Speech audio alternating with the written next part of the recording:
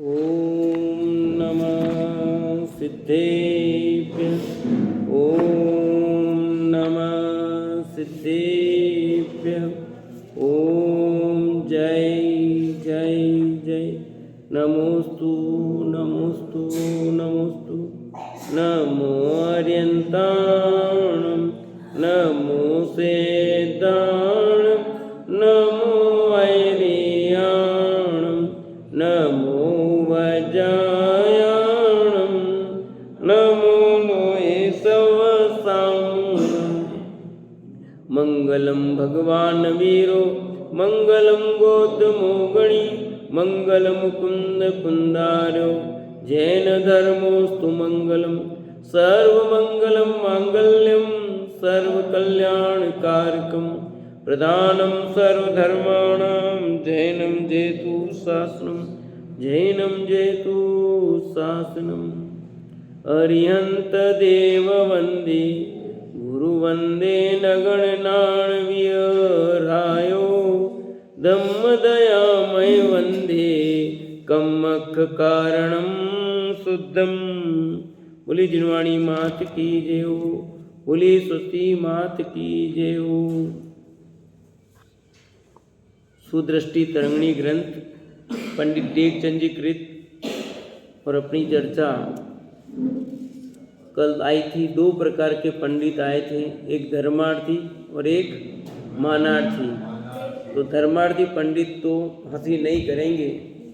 Page number निकाल लीजिए 36, page number 36। किताबें आ गई यहाँ सब, तो आप ले लीजिए और खोल के रखें बढ़िया, पेज नंबर 36 पे। और एक मानार्थी पंडित, तो मानार्थी का काम यही है, ठीक है। और धर्मार्थी ऐसा कार्य करेंगे नहीं।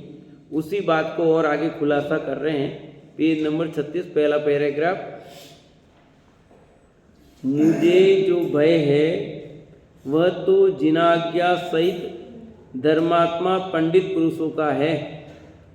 इनका भय करना योग्य भी है, क्योंकि जो इस ग्रंथ में मेरी बुद्धि की न्यूनता द्वारा जिन आज्ञा रहित अतत्सर्दान पोषक कोई शब्द लिख गया हो तथा कोई अर्थ अशुद्ध पाप प्रवृत्ति करने वाला लिख गया हो, तो वे तत्वज्ञानी उत्तम बुद्धि के धारी जिन भाषित तत्वों के रहस्यों को जानने वाले उच्च को देखकर ऐसा समझेंगे कि जिन आज्ञा रहित जो ये शब्द तथा अर्थ लिखा गया है, तो क्या कवि के भी ऐसा श्रद्धान होगा?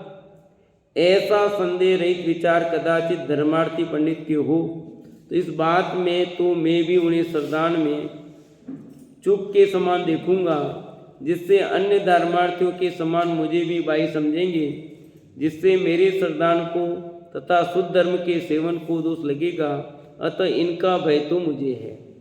थोड़ी चर्चा कल की थी अपन ने कि किसका भय है मुझे।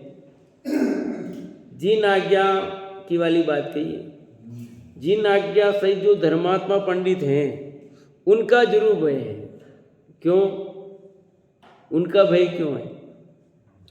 देखो, कोई भी बात कहते हैं, प्रवचन करते हैं, तो भी हमेशा जिन आज्ञा का, उनकी बात का कहीं उल्लंघन न हो जाए, इस बात का भय रहना चाहिए। ये हमेशा ऐसा रहे। 36 नंबर पेज, हमेशा उसका भय रहना चाहिए। अतः यहाँ लिखा जिन आज्ञा से धर्मात्मा पंडित पुरुषों का तो है मुझे, इनका भय क्यों करना योग्य है? तो लिखा जो इस ग्रंथ में मेरी बुद्धि की न्यूनता द्वारा जिन आज्ञा रहित अतश्रद्धान पोषक कोई शब्द लिख गया हो, कदाचित कोई अर्थ अशुद्ध या पाप प्रवृत्ति करने वाला लिखा गया हो, लिखा नहीं जाएगा, फिर भी अपना सूक्ष्म ज्ञान है, अल्प ज्ञान है, तो वे तत्वज्ञानी उत्तम बुद्धि के धारी हैं, जिन भाषित तत्वों के रहस्यों को जानने वाले हैं। उस चूक को देखकर ऐसा समझेंगे कि जिन आज्ञा रहित जो ये शब्द या अर्थ लिखा गया है, तो कवि के भी ऐसा श्रद्धान होगा, ऐसा नहीं है। सब उनको ऐसा श्रद्धान नहीं होगा। वो जानते कि भूल से कहीं लिखा गया। कई बार कोई बात होती ना, अपन भी कहते कि ये आदमी ऐसा नहीं कह सकता है, भूल से निकल गई हो, चमड़े की, कई बार होता है ना, अपन प्रश्न करते हैं, कोई बात कहना किया जाता है, निकल जाती है फिर उधर से, कहने का भाव वो नहीं होता है, पर चमड़े की जबान है जो निकल जाता है। ऐसे लिखने में भी कहीं हो जाए, वैसे लिखा नहीं जाएगा, फिर भी कभी ऐसा हो जाए तो जानते कि ये पक्का सरदारनी, उनके द्वारा ऐसी भूल नहीं होगी। ऐसा संदेश सहित विचार कदाचित धर्मार्थी पंडित के हो तो इस बात में तो मैं भी उन्हें सरदार में चुप के समान दिखूंगा। मेरी कोई भूले वो बताते हैं तो मैं स्वीकार करने को तैयार हूँ। मेरे से कोई विशेष ज्ञानी है और मेरी भूल कुछ वो बताएंगे तो मैं स्वीकार करूँगा। हर कोई कहेगा तो स्वीकार करने योग्य नहीं होता। कौन ने कह रहा है कि नहीं ऐसा नहीं ऐसा है, तो मेरे से ज़्यादा विशेष ज्ञान वाला है, उसमें विशेषज्ञ होना चाहिए। अपने ज्ञान में भी हर विषय का विशेषज्ञ होता है, तो कौन विशेषज्ञ है उसका? तो जो मैं बात कह रहा हूँ उसका वो विशेषज्ञ है और कहता है तो हमको बात स्वीकार करनी पड़ती है, जिससे मेरे सरदान को तथा शुद्ध धर्म के सेवन को दोष लगेगा। अतः उनका भय तो मुझे है, उनका भय तो मुझे है। ये धर्मात्मा ग्रंथ के संपूर्ण रहस्य को देखकर ऐसा भी विचार कर सकते हैं कि ग्रंथ का संपूर्ण रस तो अच्छी तरह जिन आज्ञा के अनुसार ही है। संपूर्ण ग्रंथ का रस तो जैसा जिनेंद्र भगवान की आज्ञा है वैसा ही है, उसमें कुछ फेरफार नहीं है। एक दो चूक हैं परंतु वे भी सरदान संबंधी नहीं है। कदाचित कोई छोटी मोटी कोई चूक है तो वो सरदान संबंधी नहीं है, इसलिए वहाँ कोई दिक्कत नहीं है, उसमें कोई गड़बड़ी नहीं है। तत्व संबंधी भाव संबंधी भूल नहीं होनी चाहिए। जैसे देखो, एक आचार्य कहते हैं कि अग्नि कुमार देव हुए दीपायन मुनि। एक शास्त्र में ऐसा लिखा हुआ आया कि वो पहले ही उन्होंने उनके माथे से पुतला निकला और फिर नरक गए। एक में नरक दिखाया है, एक में देह दिखाया, दोनों कथन मिलते हैं। तो उसमें पुतला दिखाया है और ऐसा कार्य किया, मुनिपद रहते तो बराबर नरक बताया, और देव बन करके अग्नि कुमार देव हुए जलाए ऐसा बताया, तो वो भी सिद्धांतिक भूल नहीं हुई। दोनों मिलती हैं बातें, तो सिद्धांत गड़बड़ नहीं हुआ, वहां सिद्धांत गड़बड़ नहीं हुआ है। कथानक के पर जो उनको मिला, पर सिद्धांत का विरोध नहीं। क्यों कि मुनिपद रहते ऐसे कार्य करता मुनि, तो वो नरक बताए वहां, और मुनिपद में रहते हुए आयु पूर्ण हो गई, अग्नि कुमार देव हुए, फिर ख्याल आया उन्होंने पूरा जलाया। तो हमें तो पहले एक ही ध्यान था, पर जिस कि नहीं ऐसा मिलता है, तो उन्होंने कहा ये ग्रंथ वैसा लिखा था, हमने मान लिया भाई। क्या हमने पहले एक ही पता था, दो पता नहीं थे हमें भी, तो मुझे भी पता नहीं था। जब उन्होंने बताया कि शास्त्र में ऐसा है तो ठीक है भाई। हाँ, मुझे भी ग्रंथ मलाड गया था, 85 की घटना है, उसमें बताया था मेरे को कि ऐसा है, तो ठीक है। ग्रंथ के नाम तो मैं भी भूल गया। तो भाई दोनों चीजें हैं, तो मिलती जिनागम में और इसमें मिल जाएगा, अपने जिन्हें सिद्धांत कोश में मिल जाएगी बात। तो दोनों आचार्य प्रमाणिक है। तो एक आचार्य ऐसा कहते हैं, एक आचार्य ऐसा कहते हैं, बात खत्म। तो ऐसे कुछ कथन होते हैं, तो उसमें कोई विरोध वाली बात नहीं है भैया। सिद्धांत में गड़बड़ी नहीं चाहिए।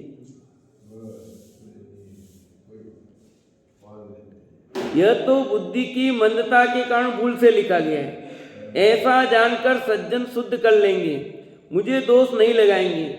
ऐसे सज्जन आदि गुणों के धारक विशेष ज्ञानी धर्मात्मा पुरुष हैं, वे बड़े हैं, उनका भय रखना ही हम तत्व ज्ञान के सरदान में सहायक है। इन पुरुषों का भय हमें गुणकारी है, अतः इनकी हंसी निंदा का भय है, इसी से अतत्व सरदान में हमारा ज्ञान प्रवेश नहीं करता है। यह ऐसे पुरुषों का भय का ही उपकार है बस।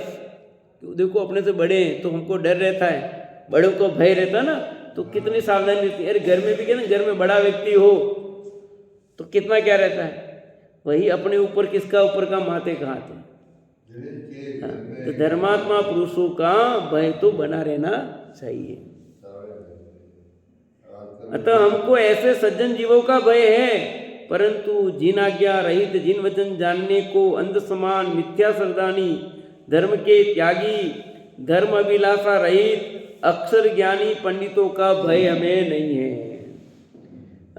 जिनको अभी तो जिनागम का रहस्य पता नहीं है और वो अथवा तथवा कुछ भी कहते हैं, उनका हमें भय नहीं है, न उनकी बात मानते हैं। और बहुत हैं ऐसे, आज भी है स्थिति ऐसी है। और वो हमको मिथ्या दृष्टि घोषित करता है। मैं कहा हम कोई बात नहीं, पर तू समय दृष्टि है क्या भाई? है तुम जिन्हें भगवान को केसर नहीं चढ़ाए थे हो तो तुम मिथ्या दृष्टि हो। मैं कोई बात नहीं भगवान को टिपका तो चाहिए, पूरा रंगना नहीं पर टिपका तो चाहिए। मैंने कहा कोई बात नहीं। स्त्री प्रक्षाल करना जिनागम में लिखा है। ओके, तुम नहीं मानते हो इसलिए तुम मिथ्या दृष्टि हो। अब कहाँ लिखा, कैसे लिखा, तुमने पढ़ा और तुम्हारा अधूरा ज्ञान, तुमने पूर्ण जिनागम का स्टडी की नहीं और तुम 2-4 ग्रंथ कहीं पढ़े लिखे और तुम इतनी बात करते हो। मैं कहा तुम्हारी बात हम प्रमाणिक नहीं मानते, तुम्हारे जो हो वैसा करो, हम तुम्हें सही नहीं मानते। ठीक है, तो ऐसे बहुत लोग होंगे, इसलिए उनका हमें भय नहीं है। वो कौन के कह दिया, उसने ऐसा घोषित कर दिया, करने दो ना, जो घोषित करे कुछ भी करो। उनके कहने से कुछ हो जाएगा क्या?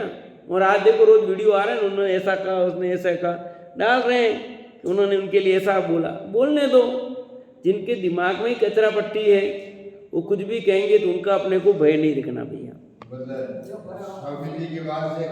वही कह रहा हूँ,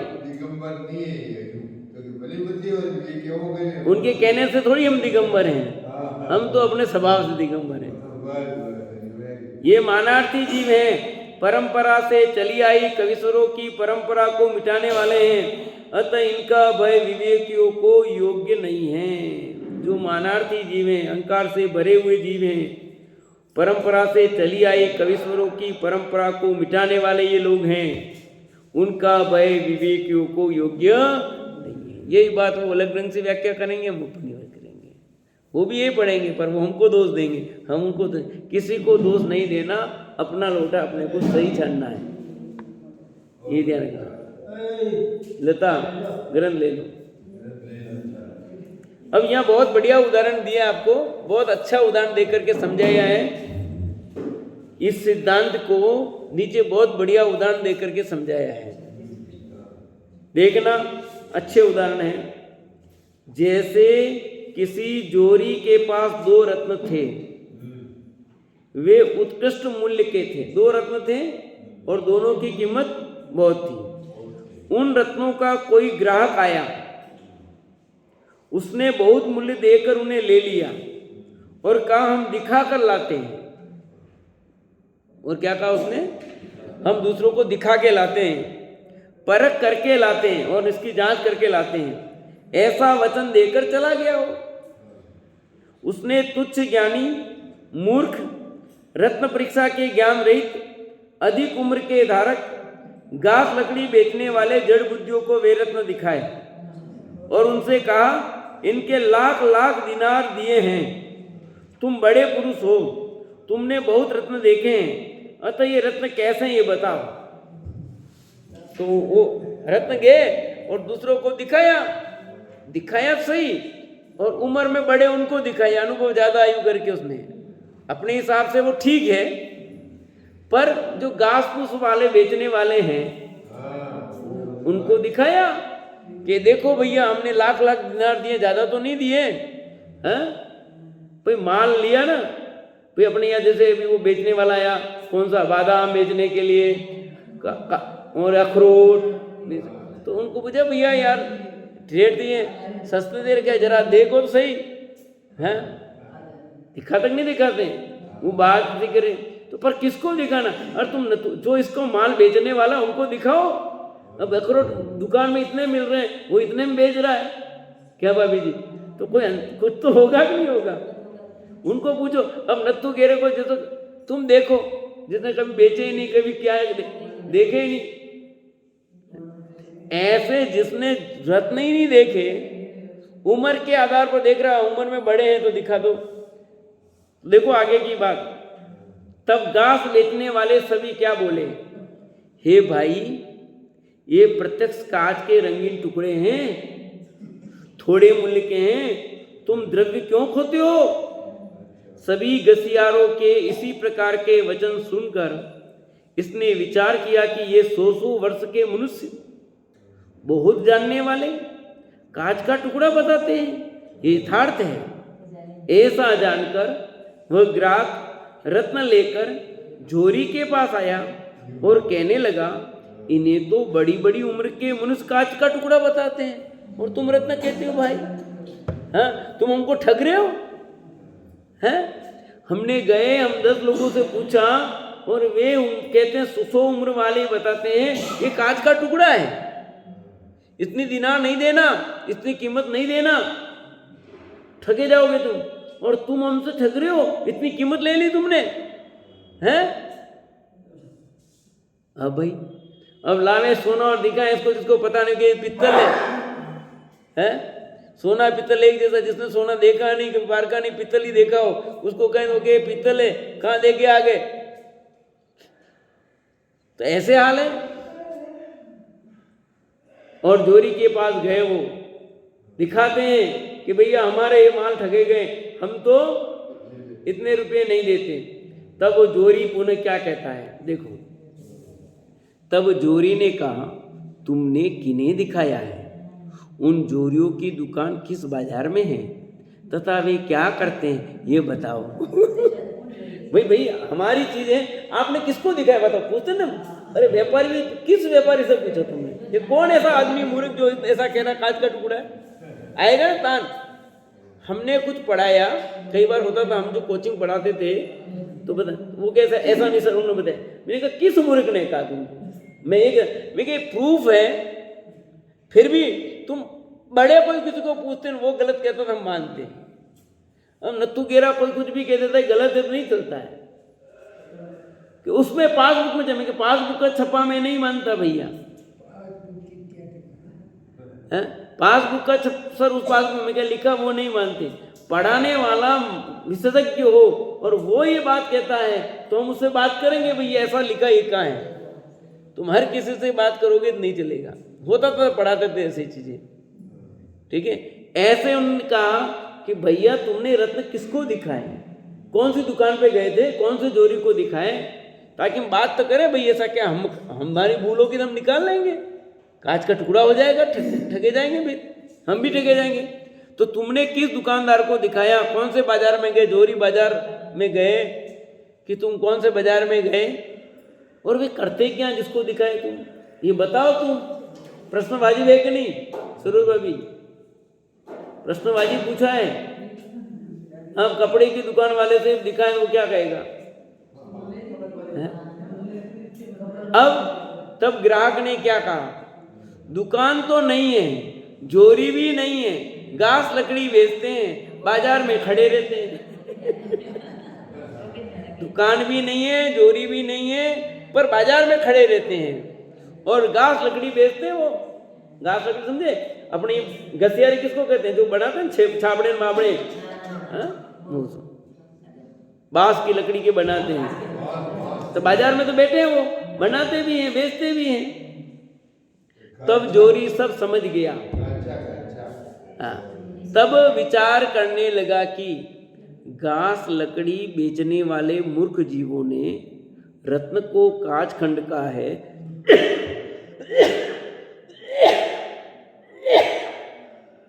तो क्या हुआ, उनका वचन मान्य नहीं है। ऐसा समझकर जोरी ने बुरा नहीं माना और ग्राहक से कहा, क्या कहा, जब उसने कहा कि हमने तो समझ गया कि नहीं। अब उनका क्या है, जिनको पता नहीं वो ये बात, उनका बुरा मानने से, उनको पता ही, नॉलेज ही नहीं है। जो नॉलेज वाला नहीं है वो ये बात कर रहा है तो उसका बुरा मानने में कोई मतलब नहीं है, ठीक है। अब कोई जोरी कहता तो उससे बात भी करते भैया देने की। अब ना जो गए व्यक्ति से पूछा है जिसका नॉलेज नहीं, उससे क्या लड़ाई करे भैया, है क्या लड़ाई करनी। पर होते हैं कुछ लोग ऐसे होते हैं, तू क्यों मुझे तेने खबर नहीं, तो कहाँ बेच, घास वैसे बेच, लाकड़ी बेच। पर वो कौन जाते हैं? जो नाजुक होते हैं। सही ढंग का आदमी होता है वो कभी नहीं जाता। वो ये विचार करेगा कि भैया इनमें बुद्धि कहाँ है। जामे जितनी बुद्धि होए तितनो कह दिखाए, ताको न बुरो मानिए और कांसू लाए। मेरे को एक वीडियो भेजा तो उन्होंने ये बोला है, फिर मैंने यही उसमें लाइन लिखी, उसमें जामे जितनी बुद्धि होए तितनो कह दिखाए, ताको न बुरो मानिए और कांसू लाए। मैंने यही पंक्ति लिख करके उनको भेजी। अपने को बुरा नहीं मानना है, न अपने को लड़ाई झगड़ा करने जाना है। उन्होंने जो कहा उसमें जितनी बुद्धि थी उतनी कही। अपन किस किस से झगड़े जाएंगे। हाँ, कोई विशेष ज्ञान से बात भी करेंगे, भाई तुमने क्या करके, जो छानता ही नहीं कुछ। कोई भी कमेंट कर रहा है, कोई कुछ भी बोले जा रहा है तो बोले जा रहा है। तब ग्राहक से कहा, इन रत्नों की परीक्षा घास लकड़ी बेचने वालों से नहीं होती है, किसी जोरी को दिखाओ। क्या कहा उससे कि भाई तुम जो दिखाया ना, तुमने गलत जगह दिखाया है। तुम किस जोरी के पास जाओ, उसको दिखा के आओ, फिर हमारी रेट में गड़बड़ी हो तो अब तुम आओ तो बात भी बने। हाँ, सोने चांदी के भाव कपड़े की दुकान पे पूछ के आए ना, वहां दिए भाव खान तुम लड़ाई करे तो क्या करे।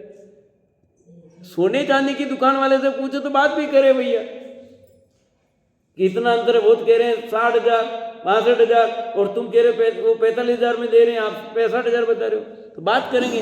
तो 45 में दी रहा है, कितने टन का माल है भैया ये बताओ। दे रहा 45 में, बोलते भी हैं, और 45 में टन कितना अखबार में आता है ना सब, तो कितने टन का 45 में दे रहा है और हमारी रेट कौन से टन की है, तो समझ में आता ना। रेटे हैं पर किसकी। तो आप जरा जोरी की दुकान पे जाओ, इसको ले करके फिर ट्राई करो हमारी रेट सही है या नहीं है। वहाँ फर्क पड़ेगा, हम देने को तैयार हैं। कहते ना भाई हमारी चीज ले जाओ, कोई भी फर्क आए तो आप हमसे लेके जाना आके। बोलते कि नहीं बोलते ऐसा, कोई भी अंतर आ जाए तो आप हमसे वापस ले जाना। तो उसने वही बात कही कि भाई कोई फर्क होगा, वो कह देगा तो हम मान जाएंगे, पर घास फूस वाले की बात कैसे प्रमाणिक है। फिर क्या हुआ देखो, तब ग्राहक ने कहा, वे भी तो 100 वर्ष के बड़े हैं। हम जिनके पास गए, इतनी उम्र करने वाले के पास गए, 100 साल की उम्र की उन्होंने, बाल सफेद हो गए उनके पूरे के पूरे। क्या बाबा जी हम उनके पास गए, उन लोगों ने कहा है। कई लोग ऐसे ही करते हैं, वो मूर्ख तो नहीं थे, वो ऐसे तो नहीं थे। क्या जवाब दिया, तब जोरी ने कहा, बड़े हुए तो क्या हुआ, वे भोले, ज्ञान दरिद्री, हीन व्यापार करने वाले, रत्न परीक्षा के ज्ञान से रहित हैं। इस कारण उन्होंने भले रत्न को कांच का खंड कहा। यह उनका वचन मान्य नहीं है। तुम किसी जोरी को दिखाओ। तुम, उनकी कोई दोष नहीं है बेचारों का। क्यों, भले 100 साल की उम्र की ये बड़े हैं, पर ये चीज़ तो देखी नहीं ना कभी। इसका तो उन्होंने नॉलेज ही नहीं है। ज्ञान दरिद्री है, तो नॉलेज बिना के इस संबंध में तो घास फूस बेची, उसके बारे में पूछो तो ठीक भी है। वो हीन व्यापार करने वाले हैं, रत्न का व्यापार कभी किया नहीं, देखा नहीं, रत्न कभी घर में देखे नहीं, आए नहीं। अब उनसे तुम पूछ रहे हो, खरीदा भी हो तो पता भी लगे, कभी खरीदा नहीं, रत्न देखा नहीं, ऐसे लोगों से तुम बातचीत कर रहे हो। इस कारण उन्होंने भले सच्चे रत्न को कांच का खंड कहा है। उनका कोई दोष नहीं है, क्योंकि उन्होंने कांच के टुकड़े ही देखे, ऐसे कांच के टुकड़े ही देखे ना। हाथी के दांत की मोतियां और एक कृत्रिम मोती वाइट, ऐसी कैसी लगती है। मार्केट में रत्न बिकते हैं, बिकते ना, आप बेचते हो, रत्न बेचते हो क्या। माणिक्य ओरिजिनल भी आता है और डुप्लीकेट भी आता है। पुखराज ओरिजिनल भी आता है, डुप्लीकेट भी आता है। कीमत ले लेते हैं सर, नहीं लेते हैं बोलो। नकली मोती भी आता है, असली मोती। असली मोती की कीमत कैसी है बोलो, और नकली मोती की, पर ले लेते हैं उसकी कीमत। और जो नहीं समझते हैं, जानकार नहीं है, वो ले जाते हैं, बताते हैं, और नहीं पता होता वो असली मोती को भी नकली कह देता है। सब तो यूं मार्केट में मिलता है। यही हाल है यहाँ पर भी। तब उस ग्राहक ने एक बड़े जोहरी को रत्न दिखाया गया। तुम किसी जोहरी के पास जाओ दिखाने, तो जाता है। जोहरी ने उन रत्नों को देखकर सर्व योग्य अयोग्य जाना। रत्न परीक्षा को जानने वाला, विवेकी, सच्ची दृष्टि का धारक वह जोहरी कहने लगा, हे मित्र, एक रत्न तो सर्वदोष रहित है, अतः लाख दिनार का है। एक रत्न में कुछ कमी है, अतः ये रत्न उस भले रत्न से 10,000 दिनार कम मूल्य का, ऐसा जानना। तो दोनों रत्न हैं, एक पूर्ण बिल्कुल 100% है, एक 90% है, इसलिए उसकी कीमत 10,000 कम आएगी। पूरी कीमत की पूरी हो गई, जो कम है 10%, 90% ही माल है, उसका 10,000 कम कर दिया ना। तब ग्राहक आश्चर्यचकित होकर कहता है, क्या कहता है ग्राहक, हे सुबुद्धि मित्र, इन दोनों रत्नों का एक सा रंग है, एक सा आकार है, एक सा वजन है, तो फिर इनके बीच मूल्य का अंतर इतना कैसे हुआ, ये बताओ। भाई दोनों चीजें एक जैसी है, सेम टू सेम दिखाई दे रही है, कलर वलर सब कुछ एक है, एक की कीमत 10,000 कम बता रहे हो, एक की पूरी बता रहे हो, ऐसा क्यों। रत्न का मालिक जोहरी भी एक का कम मूल्य सुनकर आश्चर्यचकित हुआ। जो जिसके थे ना, जिसने बेचे थे, वो भी साथ में था, उसको भी आश्चर्य हुआ, इसकी कीमत कम क्यों कह रहे हैं भैया, क्यों, उसने तो पूरी हिसाब से दिया था। उसे बड़े जोहरी से कहता वो, हे मित्र, इन रत्नों को घास लकड़ी बेचने वालों ने काचखंड का था, तब उन्हें मंद ज्ञानी जानकर मुझे भय नहीं हुआ था, परंतु तुमने इसके 10,000 दिनार कम कहे, इससे हमें बड़ी चिंता हुई है। उन्होंने कुछ भी कहा तो कोई चिंता नहीं हुई, पर तुम ये बात कह रहे हो 10,000 कम, तो हमें चिंता हुई। तुम विवेकी हो, अनेक रत्न परीक्षा में प्रवीण हो, हमें ऐसे सूक्ष्म दोष दिखते नहीं हैं, अतः तुम्हारा वचन हमें स्वीकृत है। इसमें कौन सूक्ष्म दोष है, निश्चित रूप से वो हमें स्वीकार है, पर क्या वो दिखाऊं मैं। तब उस बड़े जोहरी ने कहा, भाई छोटे व्यापारी बड़े व्यापारी होते ना, हे भाई तुम देखो, तुम्हें इसके कम मूल्य होने का कारणभूत वह दोष बताते हैं, इसमें क्या कमी है वो दोष बताते हैं, जिस दोष से इसका मूल्य कम हुआ है, इसकी कीमत कम क्यों की। तदुपरांत उस बड़े जोहरी ने जल का एक बड़ा बर्तन जल से भरा, एक बड़ा बर्तन लिया, उसमें पानी भरा। तो आपने भी नहीं सुनना प्रैक्टिकल कैसे होता है इसका। उसमें एक पोस्त की डोंडी, खसखस का बोंड आता है, ऐसा खसखस खाते ना वो, उल्टी तेराई, उसको उल्टी, उसके ऊपर सबसे पहले शुद्ध रत्न रखकर उस बर्तन के जल में तेराया उसको। इससे बर्तन का सर्व जल रत्न के रंग समान हो गया, पूरा पानी कैसा हो गया, जल रत्न के समान हो गया, जो रत्न था उसके समान हो गया। इसे सभी को दिखाकर बाद में उस रत्न को उठा लिया, निकाल लिया, फिर उसने पहले दिखा दिया, कंप्लीट सही है ना, ओके, समझ में आ गया, हाँ। इसके बाद उस कम मूल्य के रत्न को डोंडी पर रखकर तेराया वापस, अब दूसरा करवाया। इससे भी सर्वजल रत्न के रंग समान हो गया, परंतु एक राई मात्र जल में छांटा रह गया, वो पूरा नहीं, थोड़ा सा रह गया, राई मात्र इतना, वह जल रूपी रहा, वो रंगीन नहीं हुआ, जैसा कलर था पानी का वैसा का वैसा रहा, रत्न के रंग का नहीं हुआ। जल में जहां जहां डोंडी रत्न सहित घूमी, वहां वहां राई मात्र जल ही दिखा। उस पानी में जितना घुमा सब होता गया कलर, पर उतना उतना बच जाता, क्यों, उस रत्न में वो चीज नहीं थी ओरिजिनल, तो उतना पानी रह जाता था।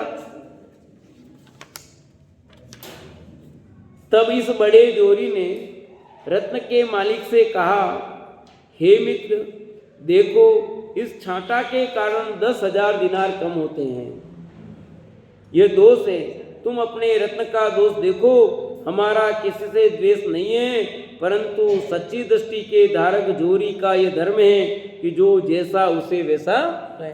हमारी तो भैया किससे राग नहीं है, द्वेष नहीं है, हम तो जैसा वैसा बताएंगे, तुम्हारे से द्वेष नहीं है, कुछ लेना देना नहीं, जैसी वस्तु तुम्हारी है वो हम बता रहे हैं। टंच निकलाने जाते ना तो वो मशीन क्या करती है, पर आजकल तो गड़बड़ कर देते हैं, करते ना, टंच निकालने में भी गड़बड़ कर देते हैं, उसको सेट कर देते हैं, मशीन करते हैं, सब करते हैं। हाँ अच्छा, हाँ अप्रूव्ड वाले नहीं करते। हाँ तो ट्रंच वो अप्रूव्ड है, वो उसमें गड़बड़ नहीं करेगा, एक्चुअल आएगा जो है, जो भाई अपने माल है ले गए, उसने कसौटी पे कसा लगभग ये, पर फिर भी तुम्हें विश्वास नहीं, जाओ तो जांच कराई, वहां आ गई, क्लियर हो गया ना, कम ज्यादा जितना भी हो, आधा % भी हो, 1% जितना भी होगा तो क्लियर आ जाता है वहां, तो क्या नहीं आता है। बस ऐसे ही यहां पर हुआ। तब उसके वचन सुनकर, उसके सच्चे ज्ञान का विश्वास कर ग्राहक ने रत्न ले लिए। उनके ज्ञान की प्रतीति कर जोरी ने भी 10,000 दिनार कम लिए तथा उनका बड़े जोरी का विशेष ज्ञान जानकर विशेष ज्ञान की स्तुति की। अज्ञानी घास बेचने वालों ने रत्नों को काचखंड कहा था, उनकी तो प्रतीति नहीं की परंतु विशेष ज्ञान की प्रतीति।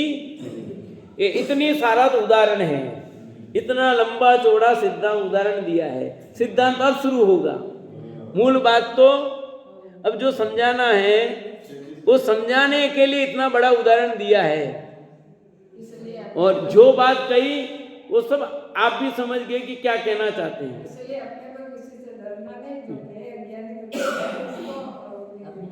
उसी प्रकार सुन लो, क्रोध, मान, माया, लोभ के धारी, धर्म वासना रहित लौकिक पंडित तो जिनवासी तत्व रत्न की परीक्षा करने के लिए घास लकड़ी बेचने वाले के समान तुच्छ ज्ञानी, विशेष धर्म अर्थ जानने में असमर्थ कसायों के दास हैं। किसके दास हैं? कसायों के गुलाम है वो। जब वो कसाई के गुलाम है तो क्या कहेंगे? अदवा तदवा खुद भी तो बकेंगे। अपनी दुकान चलानी है तो क्या करेंगे? यही कहेंगे। जिनको अपनी दुकान चलानी है और कुछ आता जाता नहीं, वो ये नहीं कहेंगे। कसायों के दास लिखा है, क्योंकि क्रोध, मान, माया, लोभ के वशीभूत हैं। तीव्र कसाय समझो, मंद कसाय तो उनके भी सबके होती है, और तीव्र कसाय के वशीभूत हैं, उसके गुलाम हैं, तो वे कुछ भी कह देते हैं, जो आए कह दिया, विचार नहीं करते हैं कि इसका क्या होगा। उनके द्वारा कही गई हास्य निंदा का भय नहीं है, ऐसा जानकर इस ग्रंथ का प्रारंभ करूंगा। अज्ञानी जीवों का भय विवेकी नहीं करते। मुझे भय तो है, पर जिन आज्ञा का, धर्मात्मा जीवों का, जो मुझसे विशेष ज्ञानी, उनका, जो हल्के फुल्के कुछ भी हो, अदवा तदवा बोलने वाले, उनका रंच मात्र भी भय नहीं, क्योंकि वो तो यही करेंगे ना, उनका काम ही है। दुष्ट व्यक्ति का काम तो कमी निकालना ही है, उनका तो काम यही, धंधा यही है, इसलिए उनके बारे में तो कुछ नहीं कहना, ज्यादा चिंता भी नहीं करना भैया। किसने कहा है? हाँ? एक पागल व्यक्ति चलता हुआ आपको गाली दे, कितना बुरा लगता है बताओ? पागल व्यक्ति है और एक आपको गाली दी, आपको कितना बुरा लगता है? मैं पूछता हूँ, हैं? और एक मैं गाली दे दूं आपको, तो दोनों में फर्क होगा कि नहीं होगा बताओ? मैं पूछता हूँ, हैं? उसने गाली दी और आप कुछ बोलते हो तो सामने वाले से तुम पागल हो क्या? क्या कहता है वो? तुम पागल हो क्या? उसके साथ उसको कुछ नहीं कहता, अपने कुछ कहता है। और यहां पर ऐसा कोई कह दे फिर बोलते हैं तो कोई कुछ नहीं कहता है। फर्क है कि नहीं? ऐसे ही अज्ञानी लोग, तुच्छ बुद्धि लोग कुछ भी बात कहें, अदवा तदवा कुछ भी बोले, तो हमें ज़्यादा टेंशन नहीं करनी चाहिए। वो हाथी चलता रहता है और कुत्ते पकते रहते हैं, भोगते रहते हैं, ऐसा विचार करते हैं और अपना काम चलते रहते हैं। और हम तो यही चल रहे हैं भैया। और आज का समय में तो विशेष लागू होती है बात, होती कि नहीं पापा जी? आज के समय में तो विशेष है कि किस तरह से हमें ये कार्य करना है ना? और भी उदाहरण देकर के बात कह रहे हैं यहाँ तो, जैसे कोई बेल या बड़ा ऊंट है, उसे देखकर नग्न पुरुष लज्जा भय नहीं करता।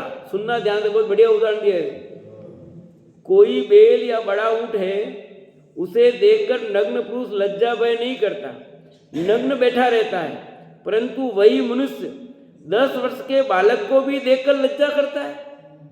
बेल ऊंट तो 20-20 वर्ष के हैं, बड़े तनकेदारी हैं, उनकी तो लज्जा नहीं करता, तथा वो मनुष्य बालक की दृष्टि देखकर लज्जा करता है। ऐसा क्यों? क्योंकि पशुओं की नग्नता का ज्ञान नहीं तथा बालक को नग्नता का ज्ञान है, अतः बालक से लज्जा योग्य है। समझ में आया कुछ? कि नदी पर स्नान कर रहे हैं, कुएं पे स्नान कर रहे हैं, या बावड़ी पे पहले करते थे, तो वहां ऊंट भी आया पानी पीने, बेल भी आया पानी पीने, वो नहा रहा था नंगा, तो कुछ नहीं, आराम से नहा रहा, कुछ नहीं। इतने में 10 साल का लड़का आ गया, उसने फटाफट टावल लड़के लपेट लिया। ऐसा क्यों किया? कि उन पशुओं को नग्नता का ऐसा कोई विकल्प नहीं, कोई ज्ञान नहीं, कोई लेना देना नहीं है। पर वो बच्चा,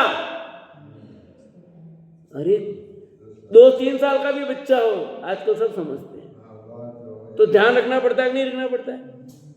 तो उसमें कोई ऐसा नग्न नहीं घूमेगा। ऐसे ही वैसे ही अज्ञानी धर्म वासना रहित पशु समान अज्ञानियों की शंका भय से धर्म कार्य का त्याग करने योग्य नहीं है, ऐसा जानकर ग्रंथारंभ किया है। कि जो धर्म वासना रहित हैं, अज्ञानी हैं, पशु समान हैं, उनके शंका का विचार करके हम धर्म ग्रंथ लिखे नहीं, ऐसा नहीं होता। हम तो अपना धर्म ग्रंथ आरंभ करते हैं भैया, ठीक है। धर्म कार्य का त्याग करेंगे, उनके भय से तो क्या होगा, और लोग क्या कहेंगे? धर्म कार्य प्रारंभ कर रहे हैं तो अज्ञानियों के भय से अपना धर्म आरंभ नहीं करें, ऐसा नहीं होगा। हाँ, इतने दिन हुए खाली और ये मंदिर जाने लग गए, प्रवचन सुनने लग गए, तो मूर्ख लोग तो कुछ भी कहेंगे, उनका विचार नहीं करना। धर्म कार्य प्रारंभ करने में कोई विचार नहीं करना। जिनको पता नहीं वो सब ऐसे ही बोलेंगे। हाँ, घर में टीवी देखोगे, रंग रंग करोगे, और मंदिर का कार्यक्रम हो तो नहीं आएंगे। करते कि नहीं करते से?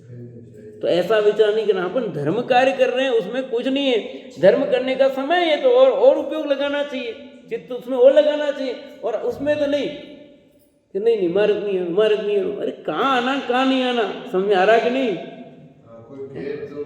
राग रंग के कार्यक्रम में मत जाओ ना, पर ये धर्म कार्य में तो कोई बाधा नहीं, उसमें तो विशेष उपयोग लगाना चाहिए कि नहीं लगाना चाहिए। ऐसे यहाँ पर टेक चंद जी साहब कहते हैं, हम अज्ञानियों के भय नहीं रखते और ज्ञानियों का भय रखते हैं, और उनको एक भय भी रखते हैं, और उनसे भय नहीं रख करके ग्रंथ आरंभ करते हैं। और आगे की चर्चा आगे चलेगी, समय हो गया, आज क्लास भी है।